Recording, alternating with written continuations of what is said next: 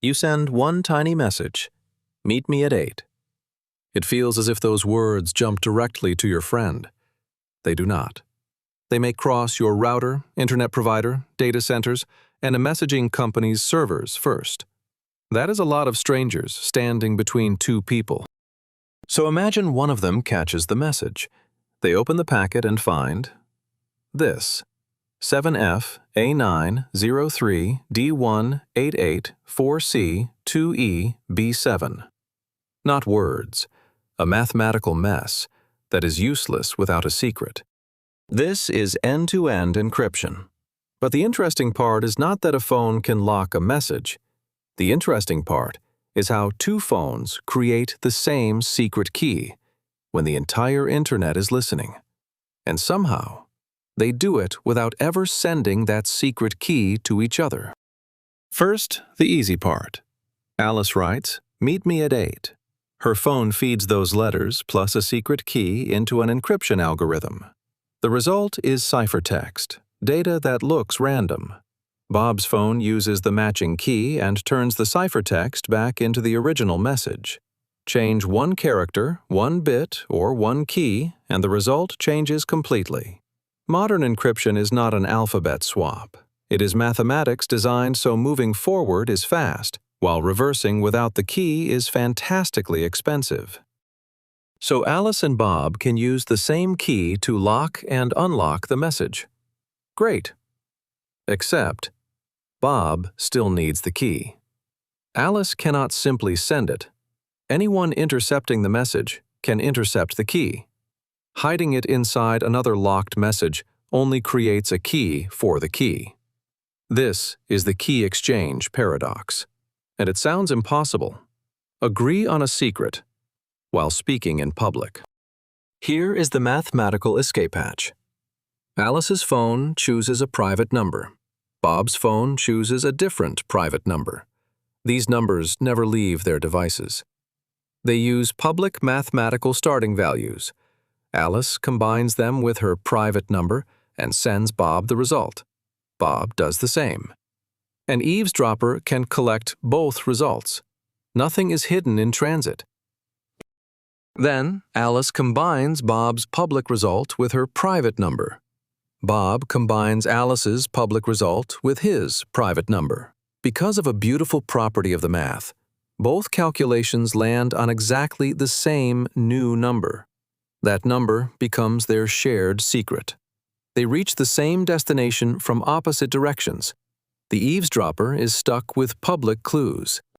This is Diffie-Hellman key exchange. Real apps use points on carefully chosen elliptic curves, but the superpower is the same. Easy in the intended direction, brutally difficult to reverse. Could an attacker just guess? Technically, yes. They could also guess one specific atom in the observable universe. A 256-bit key has 256 binary switches. That creates roughly 10 to the 77th possible combinations. A 1 followed by 77 zeros. Even absurd hardware testing trillions of keys every second would not make that search sensible. Encryption is protected by economics, physics, and time. Breaking it should cost so much computation that the information becomes worthless first.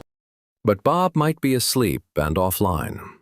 Alice still expects her first message to send immediately. They cannot perform a live mathematical handshake if only one of them is present. So before Bob goes offline, his app prepares a bundle of public keys and uploads that bundle to the server. Think of a rack of open padlocks. Anyone can lock a box for Bob, but only Bob has the private keys. The bundle can include an identity key, a signed medium-term key, and one-time keys for new conversations. Alice downloads Bob's bundle, generates a fresh temporary key, and performs several Diffie-Hellman calculations. A key derivation function mixes the results into their first shared secret. Alice sends the encrypted opening message with the public information Bob needs. Hours later, Bob comes online. His phone performs the matching calculations using his private keys. Same inputs arranged from the other side. Same shared secret. Message unlocked. The server helped introduce them, but it never received the private ingredients.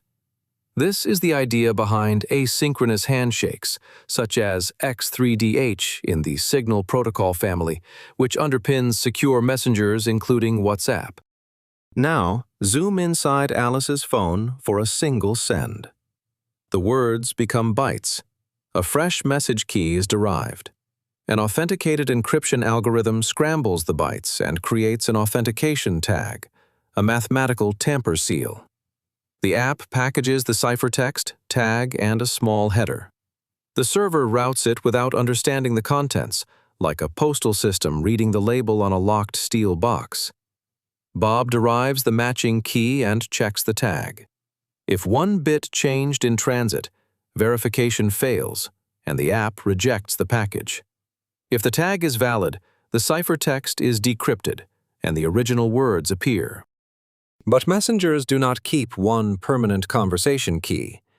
Stealing it would make every recorded message one giant prize. Instead, the keys move. Imagine a ratchet wrench. It turns forward one click, then refuses to move backward. After every message, Alice and Bob advance a key chain. It produces a unique message key and the next chain key. The used key can be deleted. Message 1, new key. Message 2, new key. Message 3, new key. Knowing today's chain state should not reveal yesterday's deleted message keys. This is forward secrecy. Stealing a key now does not automatically unlock the entire past. Then, a second ratchet adds fresh Diffie-Hellman results as Alice and Bob take turns replying. New private randomness enters the system again and again. If an attacker briefly steals the current state but loses access, future exchanges can push the conversation into secrets the attacker no longer knows. The two ratchets together continuously renovate the lock while the conversation is happening. Real messaging is more complicated than one padlock. Messages arrive late, out of order, or on several devices. The protocol must preserve limited skipped keys, match the receiving chain, and delete old secrets quickly. There is still one dangerous question. Alice created a secret with someone. How does she know that someone is actually Bob?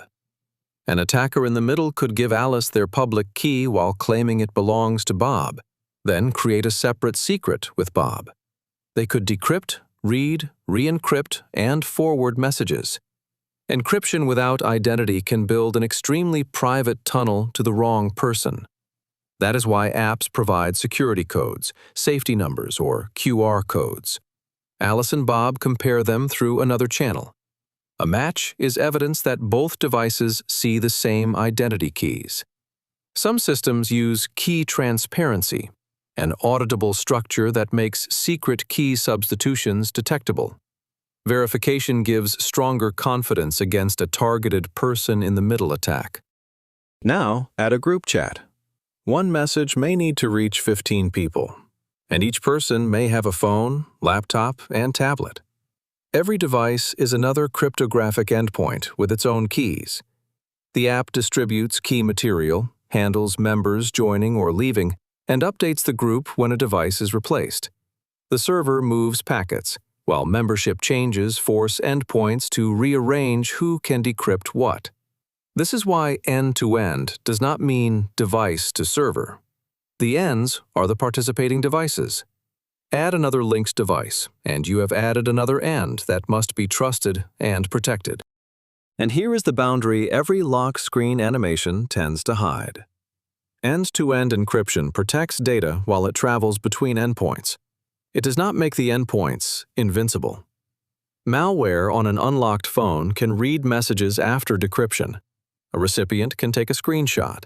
A fake login can steal an account. Notification previews expose text. Backups need separate protection. And metadata, who contacted whom, when, from which network, and how much data moved, may still exist while the message is unreadable. Encryption protects the tunnel. It cannot control everything that happens after the tunnel opens into a room. So when you tap Send, trust is not placed in one dramatic padlock. It is distributed across public algorithms, private keys, one-way problems, authenticated ciphertext, changing message keys, identity verification, careful software, and secure endpoints. The algorithm is public, so experts can attack, test, and improve it. What stays secret is the tiny piece of data that makes the public math produce your answer. Two phones can create the same secret across a hostile network. The server can carry the conversation without reading it. An interceptor can capture every packet and still learn almost nothing about the words inside. Not because nobody is listening, because the mathematics was designed on the assumption that somebody always is. If you enjoyed this video, leave a like, subscribe, and share it with your friends. Let me know in the comments what you want to see in the next episode.